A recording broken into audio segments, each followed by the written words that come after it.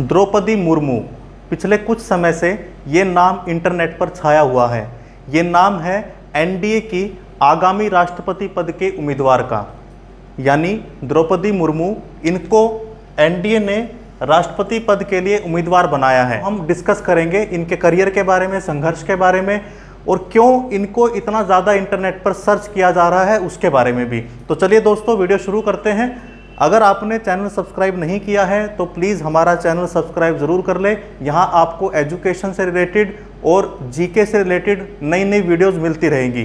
तो सबसे पहले जानते हैं कि द्रौपदी मुर्मू कौन है।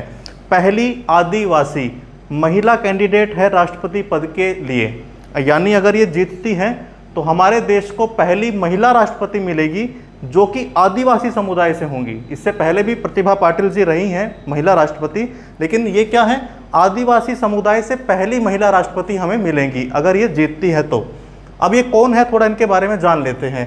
इनका जन्म हुआ उड़ीसा के मयूरभंज, ये एक जिला है, वहाँ पर हुआ 20 जून 1958 में। अब यहीं से एक और बात निकल कर आती है, ये पहली ऐसी उम्मीदवार है राष्ट्रपति पद के लिए, अगर जीतती है, राष्ट्रपति बनती है तो पहली ऐसी राष्ट्रपति होंगी जिनका जन्म आज़ादी के बाद हुआ है, यानी आज़ादी के बाद इनका जन्म हुआ है। ये ऐसी पहली कैंडिडेट होंगी कि 1979 में इन्होंने ग्रेजुएशन कंप्लीट अपनी कर ली थी, यानी तकरीबन इनकी जो एज है वो 64 के आसपास है। 79 में इन्होंने ग्रेजुएशन कंप्लीट की थी। क्लर्क की नौकरी से, सिंचाई विभाग में क्लर्क की नौकरी से ये इन्होंने अपना करियर शुरू किया था। तो ये बड़ा मोटिवेशन हमारे लिए है कि आदमी शुरुआत कहीं से करे, ये मायने नहीं रखता, वो कहाँ पहुँचता है ये मायने रखता है। उसके बाद इन्होंने कॉलेज में प्रोफेसर के पद पर भी पढ़ाया है।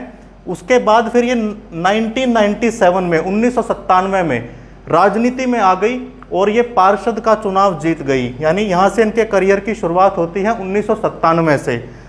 2 बार विधायक रही है, उड़ीसा में 2 बार ये विधायक रही है। विधायक होने के साथ साथ सन 2000 से 2004 तक राज्य मंत्री भी रही है। और इनको जाना जाता है इनके कड़े फैसलों के लिए, यानी विनम्र है, पोलाइट है, लेकिन अपनी बात पर अडिग रहती है, पीछे नहीं हटती, ये इनकी पहचान है। अब कुछ ऐसी बातें डिस्कस करेंगे जो इनके साथ कुछ हादसे हुए। 2009 में इनके जवान बेटे की, जिसकी एज तकरीबन 25 साल थी, उनकी मृत्यु हो गई, जिसके सदमे से पूरी तरह टूट गई। लेकिन इसके बाद एक और दुख का पहाड़ इनके ऊपर 2013 में टूटा, दूसरे बेटे की भी मृत्यु हो गई। 2009 में एक बेटे को खोया, 2013 में दूसरे बेटे को खो दिया, और 2014 में इनके पति की भी मृत्यु हो गई। यानी 2009 से 2014 के बीच में इनके जीवन का सबसे कठिन समय था। ये बुरी तरह परेशान हो गई।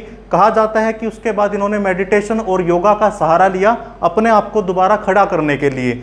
और 2014 में इनके पति की मृत्यु हुई। 2015 में इन्होंने दोबारा वापसी की, अपने जोश के साथ अपने संघर्ष को हराकर ये दोबारा आई और ये झारखंड की पहली महिला राज्यपाल बनी, यानी संघर्ष इनके जीवन में आए। इससे बड़ा दुखों का पहाड़ क्या होगा कि 2009 से 2014 के बीच में इन्होंने अपने दोनों जवान बेटों को खो दिया और अपने पति को खो दिया, माँ को और भाई को भी इसी दौरान इन्होंने खो दिया।